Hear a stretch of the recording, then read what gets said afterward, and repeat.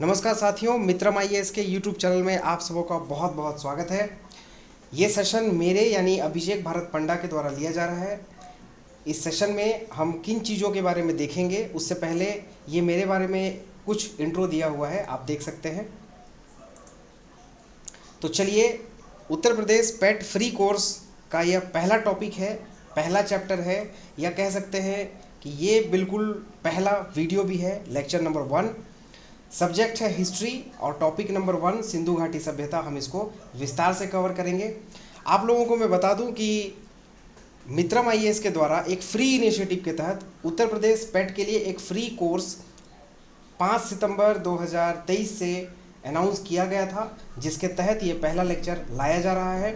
आप लोगों को बता दूं, अगले वीडियो में मैं बताऊंगा कि उत्तर प्रदेश पेट की परीक्षा जो है उसका डेट क्या होगा और कब तक हम लोग इस पूरे के पूरे कोर्स को कंप्लीट करेंगे। तो हमारे चैनल के साथ लगातार बने रहिए और इस वीडियो को चलिए कंटिन्यू करते हैं।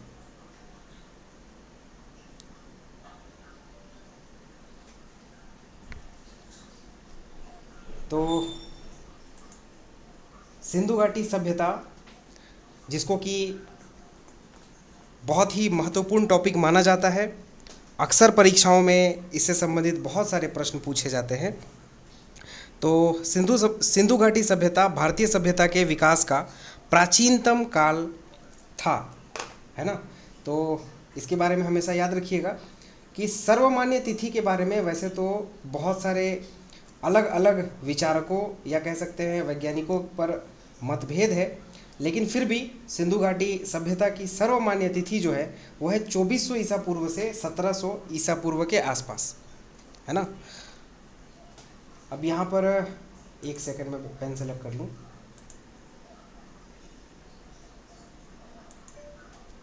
चलिए यहाँ से शुरू करते हैं। सिंधु घाटी सभ्यता की खोज, है ना।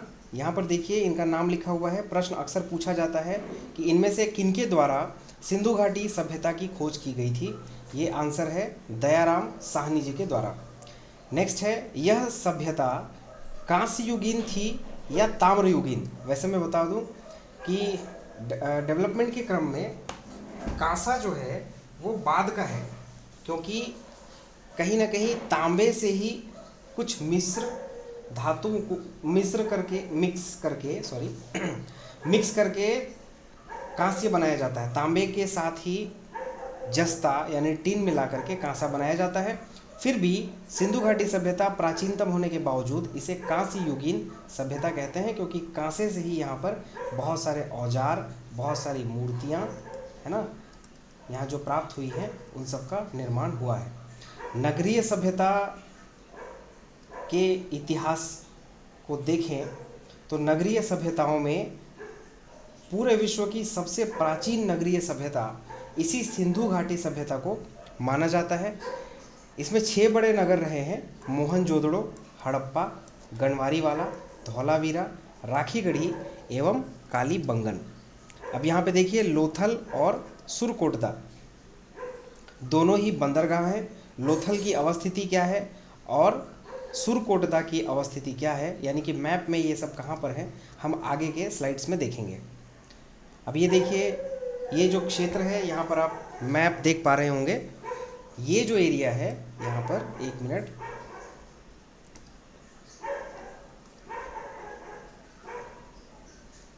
हाँ, तो यहाँ पर आप देख पा रहे होंगे कि ये जो हड़प्पन सिविलाइजेशन का एरिया है, इंडस या सरस्वती वैली के आसपास का, तो ये जो छायांकित भाग है इसी क्षेत्र में मुख्यतः हड़प्पा सभ्यता का विकास हुआ है। इसी के समकालीन कुछ और सभ्यताओं का भी विकास हुआ है, जिसके बारे में फ़िलहाल तो हमें नहीं पढ़ना, बस आप नाम जान लो तो काफ़ी रहेगा। हुआंग हो वैली चाइना, है ना, और मेसोपोटामिया टिग्रिस वैली जो है, मेसोपोटामिया का भी विकास हड़प्पन सिविलाइजेशन के समकालीन हुआ था। और इसके साथ साथ नील नदी के किनारे इजिप्ट का विकास या इजिप्ट की सभ्यता का भी विकास हुआ था। अगले स्लाइड में देखते हैं। ये भारत का जो क्षेत्र है, इसमें से ये जो क्षेत्र है, ये देखिए कुछ पाकिस्तान का क्षेत्र है ना, और कुछ राजस्थान, पंजाब, जम्मू कश्मीर, हिमाचल, है ना, ये और गुजरात। भारत में मुख्यतः गुजरात के क्षेत्र में सबसे ज़्यादा जो है सिंधु घाटी सभ्यता के क्षेत्र पाए गए हैं। आगे चलते हैं।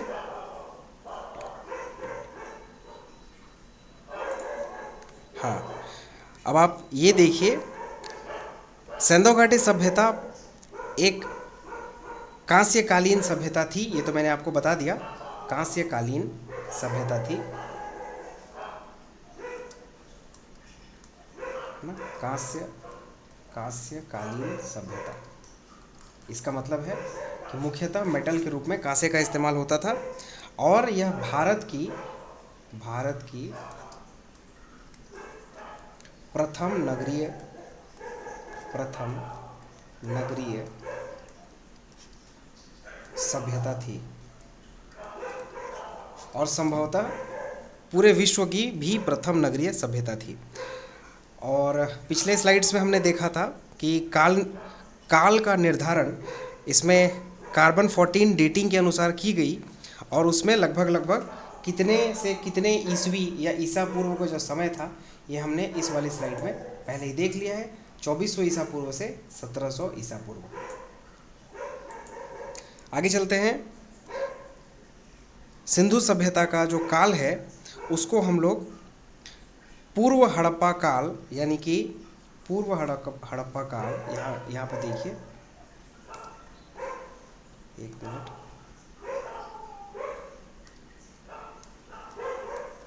पूर्व हड़प्पा काल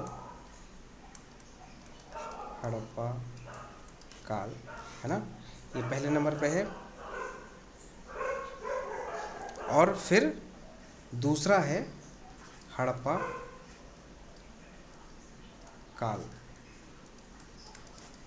इन दो समय के अनुसार विभाजन देखा जा सकता है ना। अब देखिए, पूर्व हड़प्पा काल जो है वो कौन कौन से हैं? कोट दीजी, दम्ब सादात, आमरीनाल और सिसवल। अब इसमें इसी के अंतर्गत आते हैं, देखिए, परिपक्व हड़प्पा काल जो कि 2600 से 1900 ईसा पूर्व का जो समय है। परिपक्व हड़प्पा काल में कौन कौन से आते हैं? ये हड़प्पा, मोहनजोदड़ो, चांदूहड़ो, लोथल, कालीबंगा और बनावली। अब नेक्स्ट है तीसरे नंबर पे उत्तर हड़प्पा काल। उत्तर हड़प्पा काल के क्षेत्र हैं रंगपुर, आप नोट करते चलिए जो मैं बता रहा हूँ, रंगपुर। नेक्स्ट है रोजदी, ये गुजरात में है। राखीगढ़ी,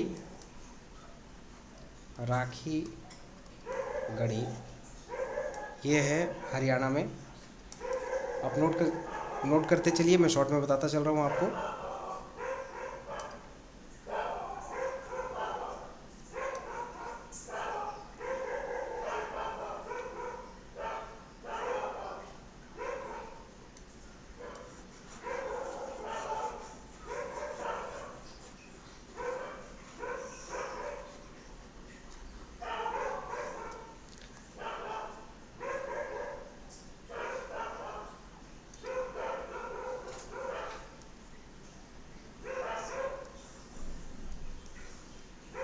चलिए नेक्स्ट टॉपिक पे चलते हैं हम।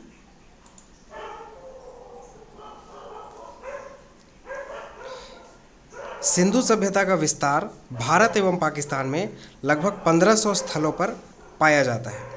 यह समूचा क्षेत्र त्रिभुज के आकार का है। त्रिभुज यानी कि इस प्रकार से देखिए, त्रिभुज ना, त्रिभुज के आकार का क्षेत्र है। हम लोगों ने आपको यहाँ पर दिखाया था, है ना, ये देखिए मैप में, ये जो क्षेत्र है ये लगभग इसी क्षेत्र में अवस्थित है, इसलिए इसको त्रिभुजाकार क्षेत्र भी कहा जाता है।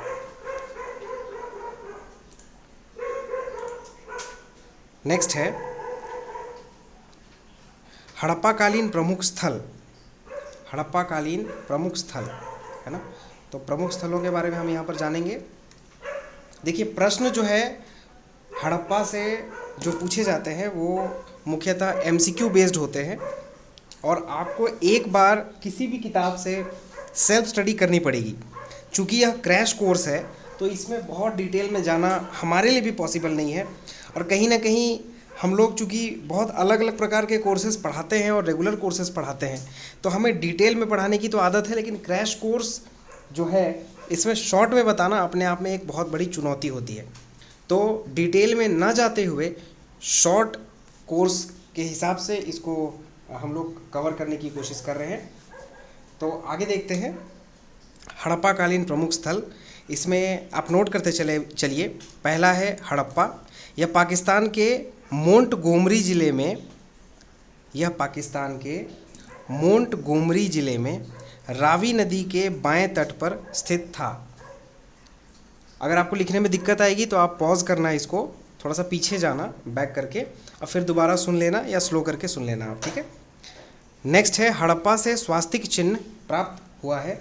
जिन लोगों को नहीं पता मैं बता दूं, स्वास्तिक चिन्ह इस प्रकार से होता है, भारत में बहुत प्रचलन में रहा है, प्लस इसको कई अन्य देशों में भी इसको प्रचलन में सकारात्मक और नकारात्मक दोनों अर्थों में रखा गया था, है ना। कभी मैं वर्ल्ड हिस्ट्री के बारे में बताऊंगा तो मैं बताऊंगा हिटलर के बारे में, वो भी इस चिन्ह का प्रयोग करते थे।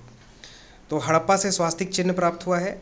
हड़प्पा में 6 अन्नागार मिले हैं जो ईंटों के बने चबूतरों पर 2 पातों में हैं। प्रत्येक की लंबाई लगभग 15.5 मीटर एवं चौड़ाई 6 मीटर है। यहाँ फर्श की दरारों में गेहूं और जौ के दाने भी मिले हैं। यहाँ तक ठीक है।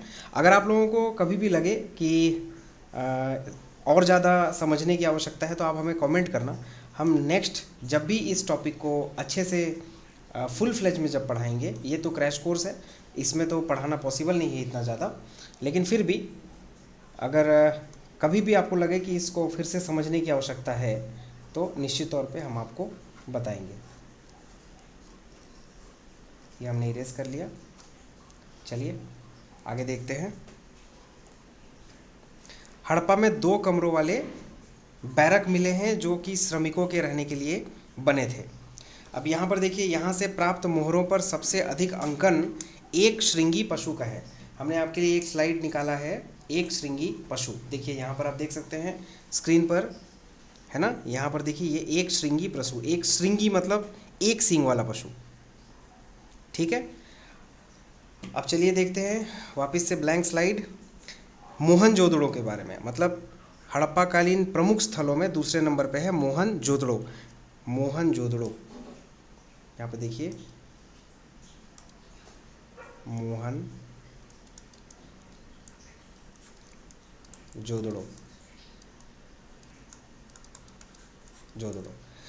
अब ये मोहनजोदड़ो का अर्थ होता है मृतकों का टीला। आप लिख सकते हैं मृतकों का टीला, ब्रैकेट में लिखना है इसको। यहाँ एक मुहर मिली है जिस पर पुरुष देवता अंकित है। देखिए मैं आपको स्लाइड में ले चलता हूँ, यहाँ पे आपको दिखाया था अभी भी। ये देखिए ये वाली मुहर वहाँ मिली थी। इसे पशुपति शिव भी कहा जाता है। इस मुहर के बारे में क्या कहा जाता है कि यहाँ एक मुहर मिली है जिस पर पुरुष देवता अंकित हैं। उनके सिर पर यहाँ देखिए 3 सींग हैं और पद्मासन मुद्रा, इस मुद्रा को योग मुद्राओं के अनुसार इसे पद्मासन मुद्रा कहा जाता है। पद्मासन मुद्रा में बैठे हुए हैं। उनके चारों ओर एक हाथी है ना, चारों ओर एक हाथी। देखिए यहाँ पे हाथी है, चारों ओर हाथी। एक बाघ है, देखिए ये बाघ है। एक गैंडा है, देखिए ये संभवतः गैंडा है। और आसन के नीचे एक भैंसा है, देखिए है ना, एक भैंसा ये वाला। पाँव पर हिरण है, देखिए पाँव पर इस साइड में ये हिरण है, आप देख पा रहे होंगे।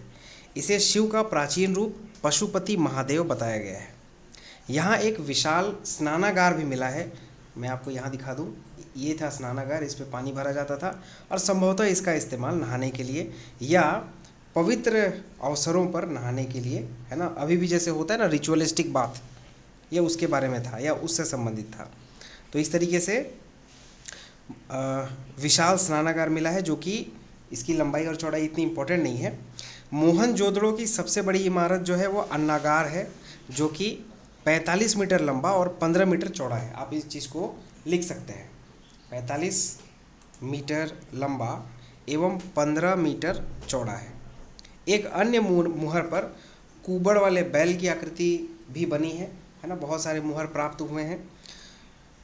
यहाँ से सीप का पैमाना, कांसे की नर्तकी, सूती वस्त्र के साक्ष्य, घोड़े के अस्तित्व का संकेत आदि प्राप्त हुए हैं। ऐसे में यहाँ पर एक प्रश्न आपको बता दूं कि सिंधु घाटी सभ्यता में घोड़ों का प्रयोग तो नहीं होता, लेकिन घोड़े के अस्तित्व का संकेत जरूर मिलता है ना। संभवतः वो उसका प्रयोग नहीं करते थे, लेकिन घोड़े तो थे ही, क्योंकि ऑब्वियसली घोड़े तो होंगे ही ना।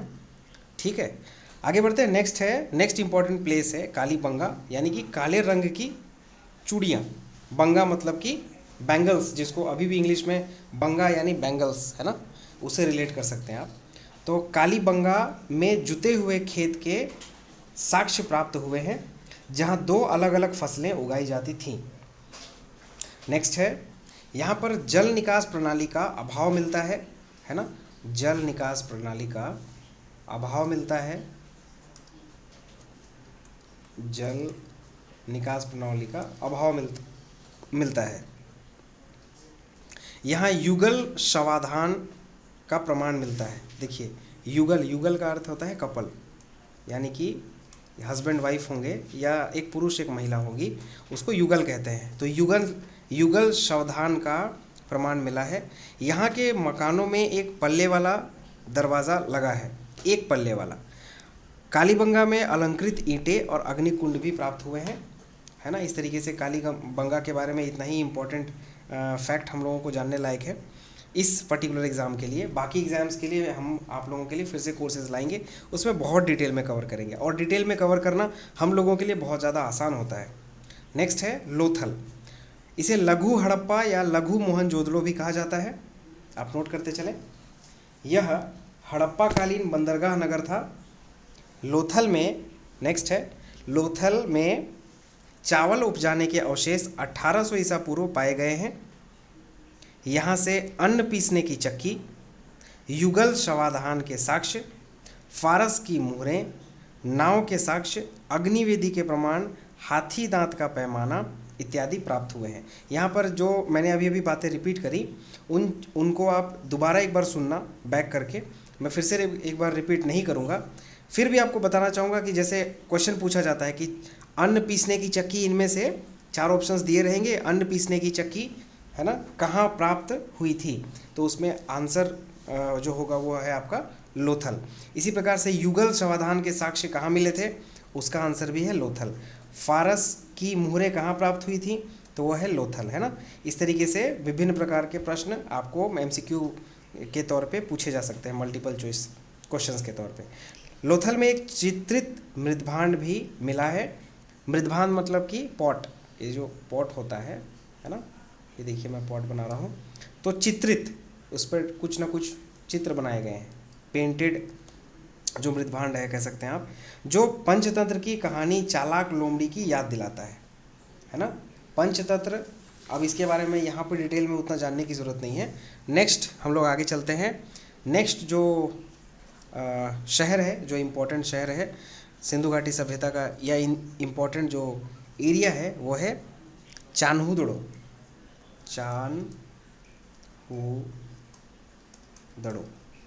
है ना। अब इसके बारे में क्या है कि चान्हुदड़ो में सैंधव संस्कृति के बाद झूकर और झांगर संस्कृति विकसित हुई थी, ये इम्पोर्टेंट हो जाता है।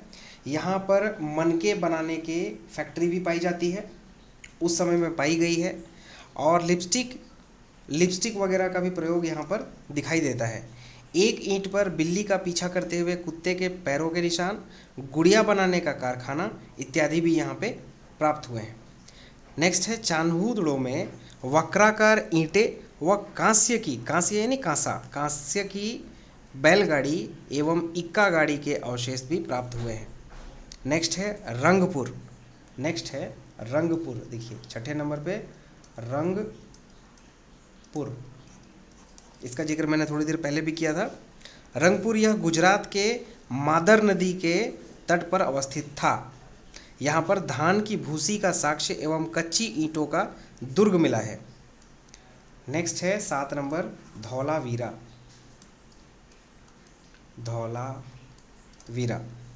यहाँ से हड़प्पा संस्कृति के उत्थान और पतन के साक्ष्य साथ साथ मिलते हैं। अब यहाँ पे सिंधु घाटी सभ्यता से रिलेटेड कुछ तथ्य मैं आपको बता दूं कि सैंधव सभ्यता में लोगों को लोहे का ज्ञान नहीं था। ये बहुत इंपॉर्टेंट पॉइंट है, अक्सर आपको बहुत सारे एग्जाम्स में पूछ लिए जाते हैं, है ना। नेक्स्ट है, यद्यपि यह अनुमानित है कि यहाँ के लोग घोड़े से परिचित नहीं थे, जो मैं टॉपिक अभी थोड़ी देर पहले पॉइंट में बता रहा था वही लिखा हुआ है कि लेकिन सुरकोटदा में घोड़े की हड्डियों के साक्ष्य प्राप्त हुए हैं। सैंधववासी, नेक्स्ट पॉइंट है, सैंधववासी लिंग मूर्ति पूजक थे किंतु आर्य प्रकृति पूजक थे। आर्य मतलब जो सिंधु घाटी सभ्यता के बाद के जो लोग थे उन्हें आर्य कहा गया। तो आर्य जो हैं वो प्रकृति पूजक थे मुख्यतः, और सिंधु घाटी सभ्यता के लोग, है ना, लिंग वगैरह की पूजा करते थे, मूर्ति पूजक थे वो।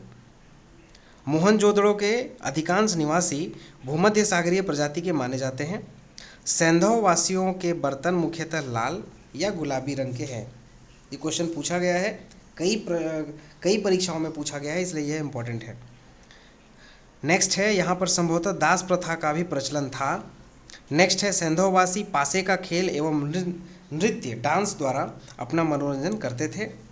गाय की मूर्ति कहीं से प्राप्त नहीं हुई है, इसलिए यहाँ पर गाय के पूजनीय होने के प्रमाण फिलहाल तो नहीं मिलते हैं। फिलहाल कहने का मतलब है सिंधु घाटी सभ्यता के अंतर्गत।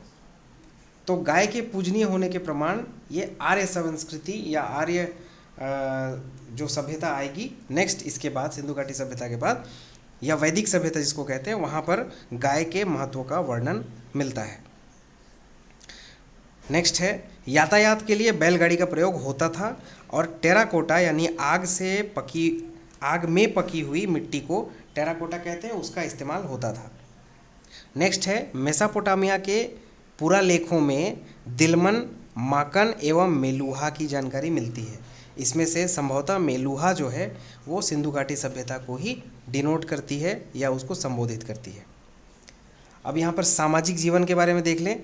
हड़प्पाकालीन समाज संभवतः मातृसत्तात्मक समाज था। हड़प्पाकालीन जो समाज है वो मातृसत्तात्मक समाज था, और ये इसलिए देखा जा सकता है क्योंकि यहाँ पर ज़्यादातर स्त्री मूर्तियाँ प्रचुर मात्रा में मिलती हैं और मातृदेवी की पूजा यहाँ पर हुआ करती थी, उससे ये स्पष्ट है। यहाँ के लोग शांतिप्रिय थे लेकिन शाकाहारी और मांसाहारी दोनों थे। नेक्स्ट है, पुरुष एवं महिलाएं दोनों ही आभूषणों का प्रयोग करते थे। नेक्स्ट है, मनोरंजन के लिए पासे का खेल, पशुओं की लड़ाई, नृत्य आदि प्रचलित साधन थे। नेक्स्ट है, धार्मिक जीवन।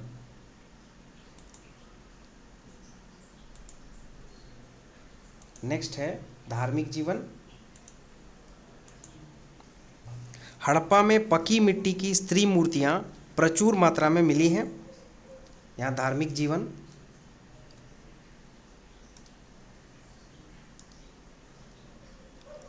हड़प्पा में धार्मिक जीवन, है ना। हड़प्पा में पकी मिट्टी की स्त्री मूर्तिकाएं प्रचुर मात्रा में मिली हैं। मोहनजोदड़ो से प्राप्त पशुपति शिव की मुहर विशेष रूप से प्रसिद्ध है। धार्मिक जीवन में मातृदेवी की उपासना लोकप्रिय थी। नेक्स्ट है, एक मूर्तिका में स्त्री के गर्भ से निकलता पौधा दिखाया गया है, जिससे पता चलता है कि धरती को उर्वरता की देवी माना जाता है। ये फिर ये अंदाज़ा लगाया गया है कि वहाँ उस सभ्यता के लोग धरती को उर्वरता की देवी मानते थे। नेक्स्ट है, पशुओं में कुबड़ वाले बैल व पक्षियों में फाख्ता की पूजा होती थी, क्योंकि आपने इस वाले जो स्लाइड है उसमें देखा भी होगा, है ना, कुबड़ वाले बैल की यहाँ पर चित्र दिखाई देती है। नेक्स्ट है, वृक्ष पूजा भी प्रचलित थी। सैंधव सभ्यता में मंदिर के प्रमाण नहीं मिलते। देखिए, सैंधव सभ्यता में मंदिर के प्रमाण नहीं मिलते, ये बहुत ही इम्पॉर्टेंट बात है, आपको प्रश्न में पूछा जा सकता है, जिसका आंसर होगा कि वाकई सैंधव सभ्यता में मंदिर के प्रमाण नहीं मिलते हैं। नेक्स्ट है, शवाधान। इसके बारे में कह सकते हैं, आमतौर पर मृतकों को गर्तों में दफनाया जाता है। गर्त मतलब गड्ढा। देखिए यहाँ पे गर्त बराबर गड्ढे, है ना, गर्त बराबर गड्ढे। तो गड्ढों में दफनाया जाता था, परंतु कुछ स्थानों पर शव को पूर्ण रूप से जलाकर राख को जमीन में दफनाया जाता था, जो कि अभी भी प्रचलित है। आप देख सकते हैं, रिलेट कर सकते हैं चीज़ों को। कहीं कहीं पर आंशिक समाधिकरण के भी साक्ष्य प्राप्त हुए हैं। ठीक है। नेक्स्ट है राजनीतिक जीवन। सैंधव सभ्यता में राजनीतिक संगठन का स्पष्ट अभाव है। क्यों? क्योंकि यहाँ के लोग मुख्यतः व्यवसाय करना पसंद करते थे, या ये कह सकते हैं कि चूंकि शांति प्रिय लोग थे, व्यवसायी जीवन जीते थे, है ना, इस तरीके से ये लोग राजनीति में इंटरेस्ट नहीं लेते थे। यहाँ पर पुरोहित द्वारा शासन व्यवस्था नहीं थी, क्योंकि कहीं पर भी मंदिर नहीं पाया जाता था, है ना। तो सिंधु सभ्यता के अंतर्गत ना तो मंदिर थे और ना ही पुरोहितों के होने की या होने की व्यवस्था थी, ना ही संभावना। सिंधु सभ्यता में अस्त्र शस्त्र का भी अभाव था, क्योंकि आप देख सकते हैं कि कांसा जो मेटल है, कांसा, उसका ये लोग उपयोग करते थे, और कांसे के मेटल से तीर, कमान, तलवार, इन सब का निर्माण करना थोड़ा कठिन होता था। दूसरी बात है, चूँकि बिजनेस क्लास थे ये लोग, व्यवसायी लोग थे, तो व्यवसायी लोग आज भी मारपीट, युद्ध, इन सब से बचते हैं। ठीक है, क्योंकि उससे कहीं ना कहीं बिजनेस में लॉस होता है। नेक्स्ट है, हड़प्पाई लोगों का ध्यान विजय की ओर उतना नहीं था जितना कि वाणिज्य की ओर था। हड़प्पा का शासन संभवतः वणिक वर्ग के हाथों में था। ठीक है, यहाँ से आगे बढ़ते हैं। नेक्स्ट है आर्थिक जीवन। आर्थिक जीवन, आर्थिक जीवन। नेक्स्ट है आर्थिक जीवन। सिंधु वासियों का मुख्य व्यवसाय पशुपालन, कृषि व उद्योग था। उद्योग में क्या क्या बनाते थे? वो बहुत सारी चीज़ें बनाते थे, जैसे खिलौने बनाते थे, मिट्टी के बर्तन बनाते थे, मनके से गार्लेंड्स बनाते थे, उसके अलावा मुहर बनाते थे, है ना, इस तरीके से। तो कृषि में सिंधुवासी हल से अनभिज्ञ थे। अनभिज्ञ मतलब कमेंट सेक्शन में बताना मुझे, ठीक है। लकड़ी के कुदालों द्वारा खेती करते थे। कालीबंगा में जुते हुए खेत के साक्ष्य मिले भी हैं, मैंने अभी थोड़ी देर पहले चर्चा की थी। सैंधववासी कुल 9 फसलों का उत्पादन करते थे, जिनमें गेहूं एवं जौ मुख्य खाद्यान्न थे, है ना। बनवाली में बढ़िया किस्म के जौ का साक्ष्य मिला भी है। कहाँ मिला है? बनवाली में। ये देखना, बनवाली, बनवाली। तो एक सेकंड, ये ज़रा चेक कर लें हम साउंड वगैरह। ये तो आवाज़ आ रही है अच्छे से? हाँ, ठीक है। सबसे पहले कपास पैदा करने का श्रेय भी सिंधु सभ्यता के लोगों को जाता है। कपास, कॉटन, कपास को इंग्लिश में कॉटन कहते हैं, कॉटन। तो कॉटन को पैदा करने का श्रेय भी सबसे पहले सिंधु सभ्यता के लोगों को जाता है। नदी तालाबों द्वारा सिंचाई होती थी और नहरों के साक्ष्य प्राप्त लेकिन नहीं है, इसीलिए नदी और तालाबों के द्वारा सिंचाई होती थी ऐसा माना जा सकता है।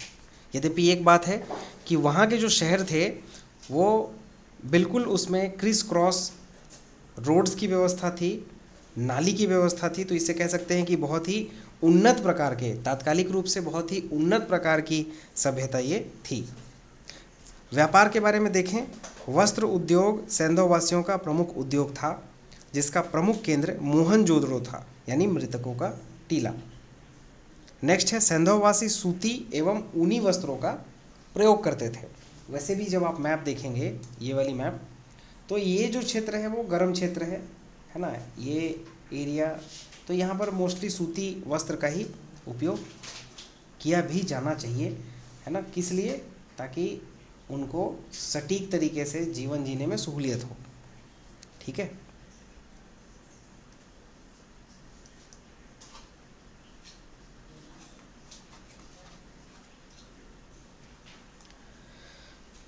चलिए आगे बढ़ते हैं कि वस्त्र उद्योग सैंधववासियों का प्रमुख उद्योग था, यह आप लोगों ने देखा। चांदुड़ों में चान्हुदड़ों में व लोथल में गुड़िया व मनका बनाने का साक्ष्य मिला है। व्यापार वस्तु विनिमय प्रणाली पर आधारित था और इनकी समृद्धि व्यापार पर थी। वस्तु विनिमय प्रणाली यानी कि बार्टर सिस्टम, इसको इंग्लिश में बार्टर सिस्टम कहते हैं। बार्टर सिस्टम, बार्टर, है ना, बार्टर सिस्टम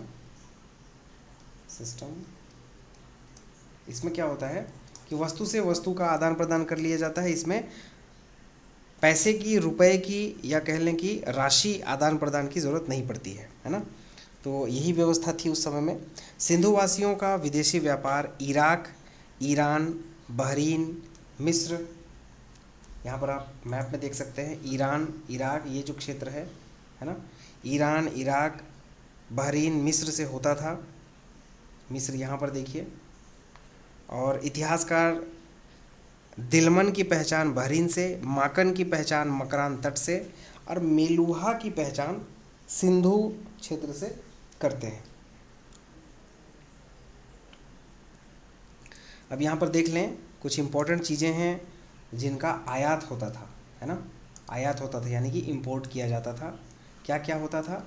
तो पहले नंबर पे था लाजवर्द मणि, जिसको लैपिस लैजुली कहा जाता है। ये अफ़गानिस्तान में एक क्षेत्र है बदख्शां, वहाँ से इसको इंपोर्ट किया जाता था। सोना जो है दूसरे नंबर पे सोना जो है ये कोलार, देखो कोलार है ना, कोलार कर्नाटक से लाया जाता था। ये कोलार, आपको मैं एक एडिशनल जानकारी दे दूं, आपने KGF मूवी देखी होगी, KGF, इसका भी फुल फॉर्म क्या था आप कमेंट सेक्शन में मुझे लिख के दिखाना। ये वही कोलार को डिनोट करता है, ठीक है। KGF का फुल फॉर्म मुझे कमेंट सेक्शन में ज़रूर लिख के बताना, KGF मूवी। नेक्स्ट है टिन जो है वो अफ़गानिस्तान से आता था। स्टेटाइट ईरान से आता था। गोमेद सौराष्ट्र से आता था। तांबा खेतड़ी राजस्थान से। फिरोजा फारस से। संगमरमर राजस्थान से। इद्रगोपमणि भड़ौच गुजरात से। नेक्स्ट, इस वीडियो को बहुत लंबा खींचा नहीं जा सकता, इसलिए मैं शॉर्ट में कंप्लीट करूंगा, क्योंकि एक ही वीडियो में मुझे, है ना, ये पूरा का पूरा टॉपिक सिंधु घाटी सभ्यता कंप्लीट करना है, क्योंकि ये फुल लेंथ कोर्स नहीं बल्कि क्रैश कोर्स है, जिसमें आपको पूरा का पूरा सिलेबस कवर करने और रिवीजन का भी, आपको रिवीजन प्लस सेल्फ स्टडी का भी टाइम दिलवाना है, इसलिए इसको जल्दी जल्दी हम लोग कंप्लीट करेंगे। नेक्स्ट है मुहरें तथा बाट।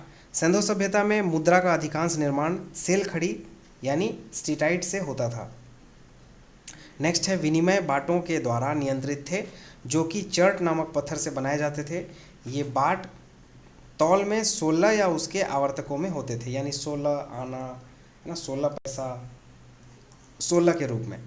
ये बहुत बाद के समय तक भी वर्तमान में ये जारी रहा है ना। आप अपने दादा नाना से पूछेंगे तो वो बता देंगे आपको। अब देखिए यहाँ पर अब तक लगभग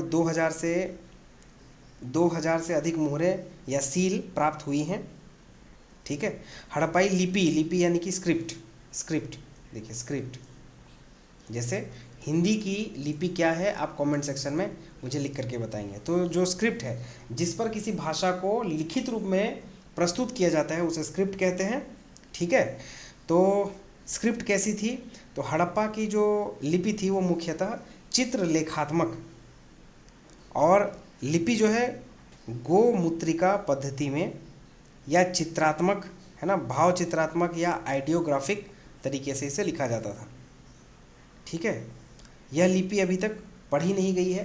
ये कैसे लिखा जाता था? देखिए, दाहिने से बाईं तरफ लिखा जाता था वैसे नॉर्मली, और अगर एक लाइन से अधिक लिखना हो तो फिर देखिए, ये देखिए, दाहिने से बाईं तरफ इधर लिखते थे, और फिर नेक्स्ट लाइन फिर से यहाँ से नहीं लिखते थे बल्कि फिर लेफ़्ट से राइट लिखते थे, यानी लेफ़्ट टू राइट ऐसे। फिर next line right to left लिखते थे, फिर इस तरीके से चलते थे, ठीक है। अब देखिए सिंधु सभ्यता का अंत जो है वो कैसे हुआ, इसके बारे में बहुत सारे विद्वान अलग अलग तरीके से अपने निष्कर्षों पर पहुंचते हैं। तो पतन का कारण भूकंप है ऐसा कहना है डेल्स महोदय का, विद्वान है जिनका नाम है श्री डेल्स। नेक्स्ट है कैनेडी का कहना है प्राकृतिक आपदा के हिसाब से। व्हीलर व गार्डन जो हैं विद्वान हैं, उनका कहना है आर्यों का आक्रमण इसका कारण रहा था पतन का, सिंधु घाटी सभ्यता के पतन का। नेक्स्ट है स्टाइन व घोष जलवायु परिवर्तन को इसका कारण मानते हैं। इस तरीके से अलग अलग विद्वान सिंधु घाटी सभ्यता के अंत के बारे में अलग अलग निष्कर्षों पर पहुंचते हैं। सिंधु घाटी सभ्यता के विशिष्ट तथ्य कुछ और आपको दे दें। ज़्यादातर हड़प्पाई सीलें चौकोर हैं, ये एक बात गौर करने की है, चौकोर हड़प्पाई सीलें, सीलें मतलब मुहर, ठीक है।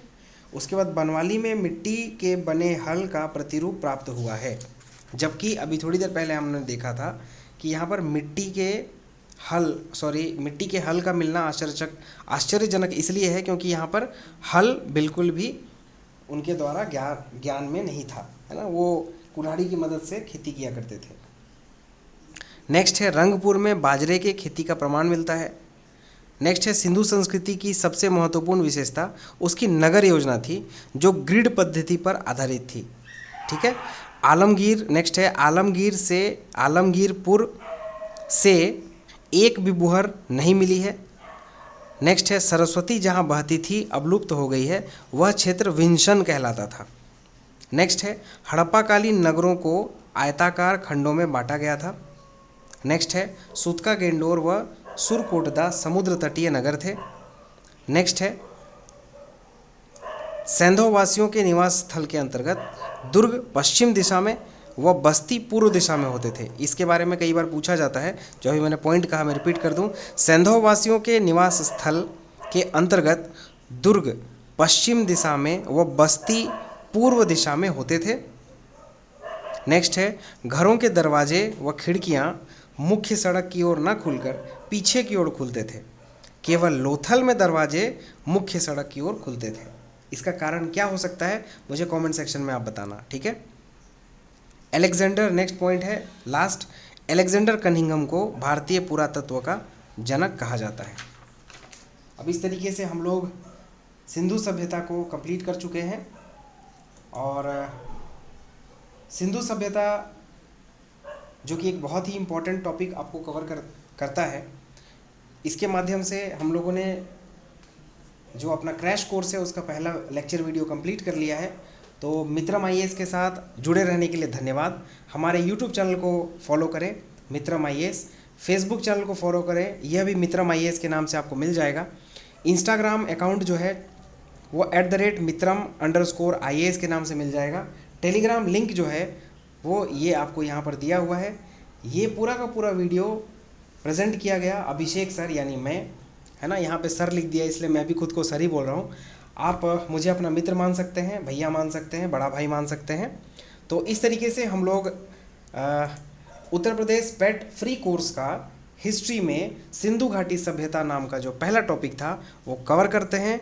लेक्चर नंबर 1 कंप्लीट होता है। नेक्स्ट वीडियो देखने के लिए हमारे चैनल के साथ जुड़े रहें, लाइक शेयर एंड सब्सक्राइब करते रहें। बहुत बहुत धन्यवाद। All the best.